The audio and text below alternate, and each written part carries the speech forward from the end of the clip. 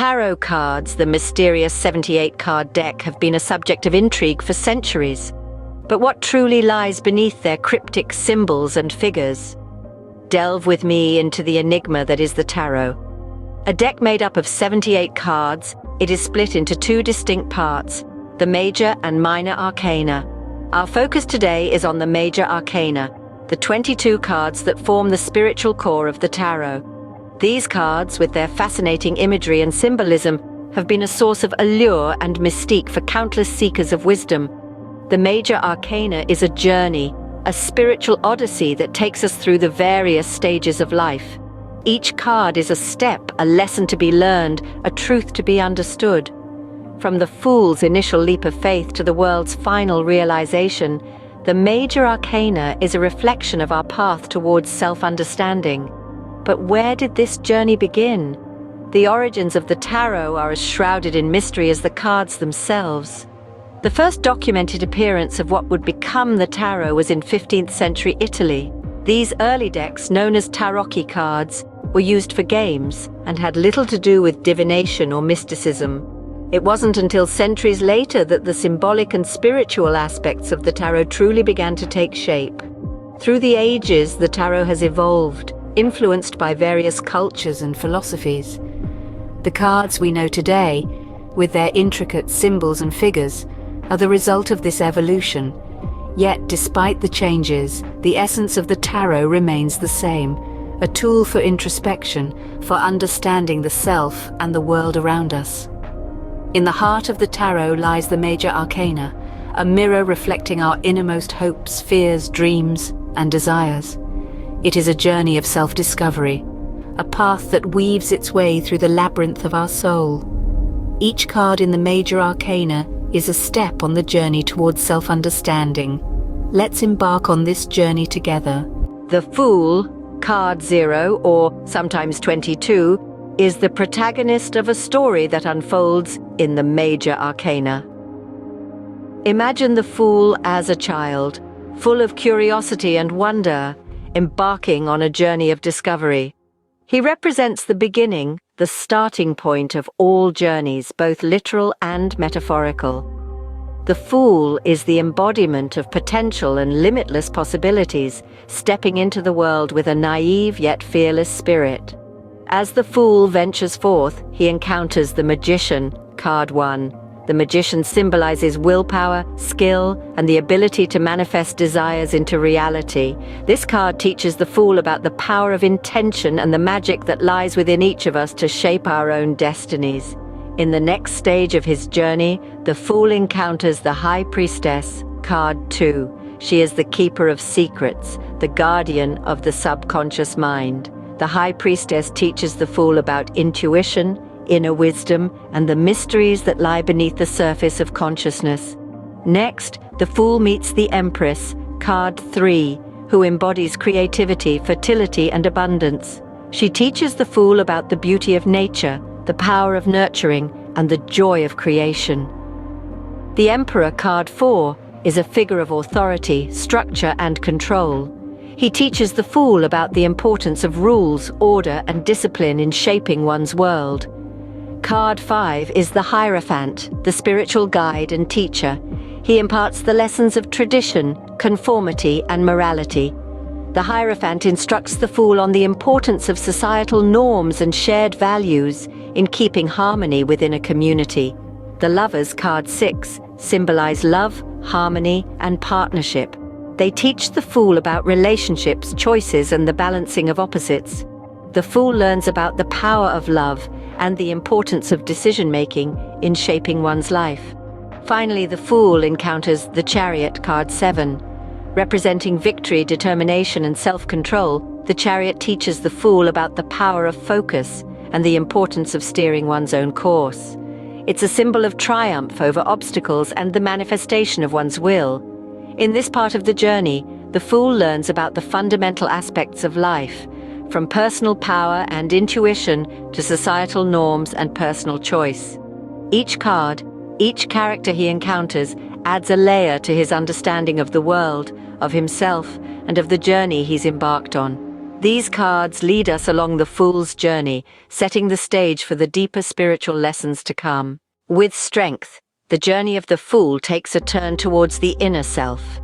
We now delve deeper into the mysteries of the Major Arcana, where we meet Strength, a symbol of courage, patience, and control.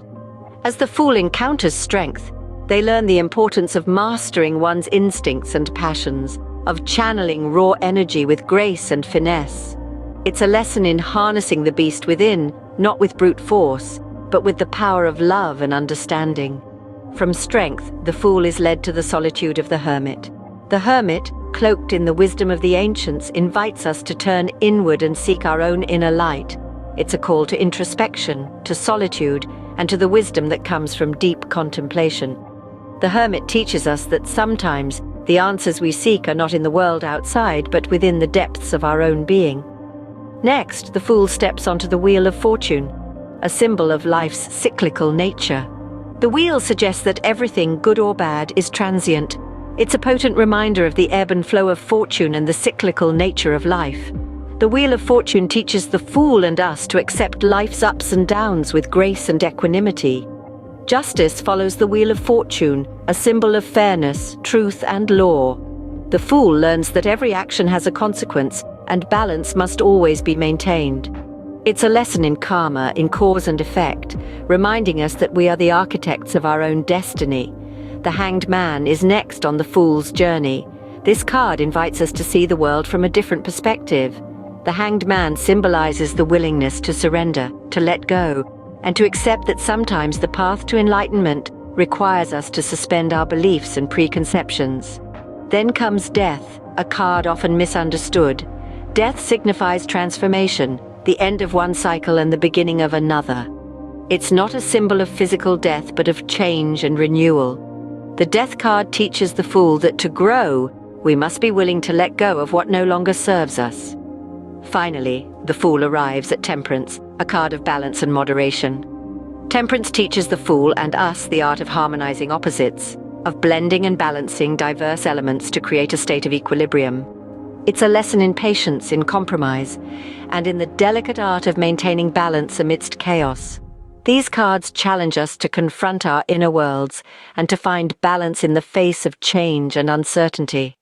They remind us that the journey of self-discovery is not just about exploring the world outside, but also about delving into the depths of our own psyche, confronting our fears, and finding our own inner strength.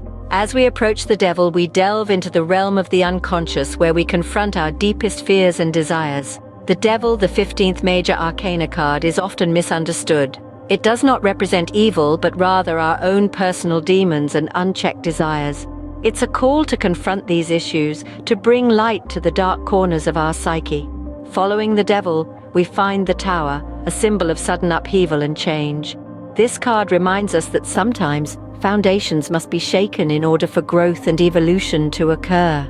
It's a catalyst for transformation, clearing away the old to make way for the new. Next, there's the Star, a beacon of hope and inspiration. After the tumult of the Tower, the Star shines brightly, offering guidance and reassurance. It's a symbol of faith and divine connection, reminding us that we are all part of something greater. Then we encounter the Moon, a card of intuition and dreams. This card suggests a time of uncertainty where things are not as they seem. It invites us to look beyond the surface, to trust our instincts, and navigate through the darkness. The Sun follows, radiating warmth, joy, and positivity. This card signifies success, fulfillment, and vitality. It's a celebration of life, a reminder to enjoy the journey and bask in the glow of accomplishment. Next, we face Judgment, a card of rebirth and self-realization. This card calls us to evaluate our actions, to learn from our past and make peace with it. It's a moment of awakening, a call to step into our true purpose. Finally, we arrive at the World, the last card in the Major Arcana. This card signifies completion, enlightenment, and the realization of one's goals. It's the culmination of the Fool's journey, a celebration of personal growth and accomplishment. These 7 cards, from the Devil to the World, represent a profound journey of self-discovery and transformation. They delve into the depths of our psyche, challenging us to confront our fears, embrace change, find hope, trust our intuition, celebrate our victories, learn from our past, and ultimately realize our true potential. Each card holds a mirror to our soul, reflecting back our deepest truths. They push us to question, to seek, to grow. They remind us that we are not static beings, but ever evolving, ever learning, ever striving. And while this journey may be challenging, it's also incredibly rewarding. For it's through these trials and triumphs that we come to understand ourselves and the world around us. We realize that we are not victims of fate, but active participants in our own destiny. These final cards bring the Fool's journey to a close, but they also open the door to a new level of consciousness and understanding. The Major Arcana does not exist in a vacuum. It is deeply intertwined with other mystical traditions, such as the Tree of Life and the Golden Dawn. Let's delve into the fascinating connections between these esoteric concepts. The Major Arcana, the Tree of Life, and the Golden Dawn are not isolated entities, but rather they form a coherent and holistic system of spiritual understanding and evolution. The Tree of Life, a central symbol in the mystical tradition of Kabbalah, outlines a map of creation, depicting the divine descent into the physical world. It consists of 10 spheres, or sephiroth, interconnected by 22 paths. These paths correspond directly to the 22 cards of the Major Arcana. Each card represents a particular stage or aspect of this cosmic journey. For instance, the Fool, the first card of the Major Arcana, corresponds to the path between the first and second Sephiroth, representing the initial movement from the divine unity into the diversity of creation. On the other end, the World, the last card, corresponds to the path leading to the 10th Sephiroth, symbolizing the final integration of all experiences into a unified whole. This correspondence between the Major Arcana and the Tree of Life is not a mere coincidence. It was actively cultivated by the members of the Hermetic Order of the Golden Dawn, a late 19th century magical society based in England. The Golden Dawn was dedicated to the study and practice of the occult, metaphysics, and paranormal activities. The tarot, with its rich symbolism and esoteric connections, held a central place in their teachings and practices.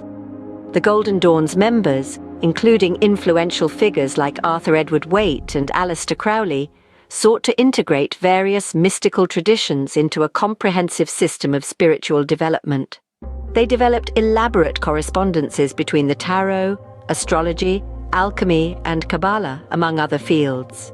These correspondences were used in their magical practices and rituals, aiming at invoking divine energies and attaining spiritual illumination.